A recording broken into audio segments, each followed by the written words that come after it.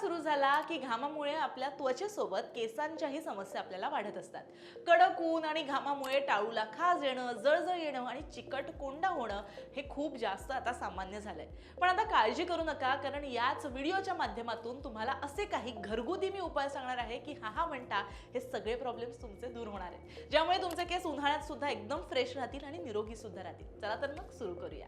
Number 1 ते म्हणजे कोरफड आणि लिंबू. आता हा जो पहिला आपला उपाय आहे त्याच्यामध्ये कोरफड आणि लिंबाचा रस वापरलेला आहे. कोरफड आपल्या टाळूला थंडावा देण्याचं काम करते, तर लिंबू कोंडा साफ करण्यासाठी सुद्धा महत्त्वाचा असतो. आता हे तुम्ही कसं बनवू शकता?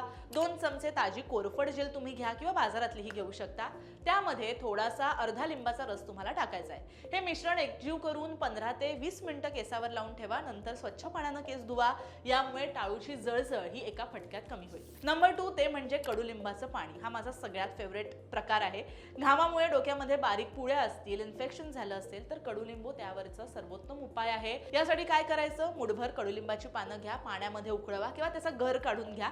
हे पाणी थंड झाल्यानंतर गाळून घ्या आणि केस धुताना शेवटच्या वेळी पाण्याचा हा वापर करा. यामुळे तुमचा कोंडा, केसातली खाज हे सगळं बंद होणार आहे. तिसरा पर्याय आहे दही आणि मेथीचे दाणे. केसांच्या चिकटपणावर अगदी फायदेशीर असणारं दही हे आपल्यासाठी अगदी गेम चेंजर ठरते.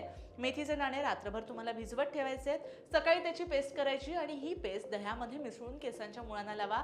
30 मिनिटांनी केस धुवून टाका. यामुळे टाळूचा पीएच स्तर बॅलन्स राहतो आणि केस सुद्धा तुमचे मऊ होतात. सफरचंदाचं विनेगर, ज्याला आपण ॲपल सायडर विनेगर म्हणतो. जर तुम्हाला खूप जास्त घाम येत असेल ना, तर ॲपल सायडर विनेगर हा अत्यंत महत्त्वाचा पर्याय मानला जातो. 1 कप पाण्यामध्ये साधारण 2 चमचे तुम्हाला ॲपल सायडर विनेगर घ्यायचे. ते छान मिसळा.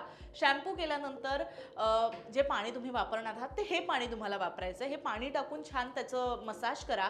यामुळे डोक्यातली दुर्गंधी, कोंडा हे सगळं कमी होणार आहे. यानंतरचा पर्याय आहे तो म्हणजे टी ट्री ऑइल. आता टी ट्री ऑइल जे आहे ना, ते अँटीबॅक्टेरियल गुणधर्मांनी परिपूर्ण असतं. जे उन्हाळ्यामध्ये ज्या ज्या समस्या आपल्याला केसांसाठी भेडसावतात त्याच्यासाठी रामबाण उपाय मानला जातो. आता ते तुम्हाला कसं वापरायचं आहे? तुमच्या नेहमीच्या नारळाच्या तेलामध्ये किंवा शॅम्पूमध्ये 2 ते 3 थेंब टी ट्री ऑइल मिसळा. यामुळे तुमचा स्काल्फ आणि त्याला झालेलं जे इन्फेक्शन आहे ते स्वच्छ होणार आहे आणि तुम्हाला एक थंडावा सुद्धा मिळणार आहे. तर मैत्रिणींनो, हे अगदी घरामध्ये सहज मिळणारे आणि DIY करून तुम्ही इझिली वापरू शकणार असे सगळे घटक आहेत. हे छोटेसे उपाय तुमच्या केसांचं उन्हाळ्यापासून आणि उन्हामुळे होणाऱ्या वेगवेगळ्या प्रॉब्लेम्स पासून संरक्षण करणार आहेत. उन्हाळ्यामध्ये मात्र बाहेर पडताना स्कार्फ बांधायला विसरू नका आणि भरपूर पाणी प्या, जेणेकरून तुमच्या केसांना सुद्धा हायड्रेशन मिळेल आणि आठवड्यातून जमल्यास अगदी 2 दिवस आड तुमचे केस तुम्ही धुतले तर जे काही केसाच्या समस्या आहेत त्या सुद्धा दूर होतील.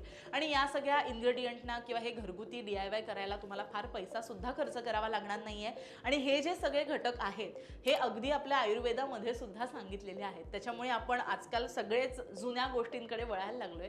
मला असं वाटतं हे जर आपण केलं किंवा या जर गोष्टी आपण पुन्हा या केसांच्या बाबतीत सुद्धा अंगीकृत केल्या तर अगदी आपले केस स्वच्छ आणि छान राहणार आहेत. उवा, लिखा याचा जर प्रॉब्लेम होत असेल तर हे सगळे उपाय त्याच्यावर सुद्धा परिणामकारक आहेत.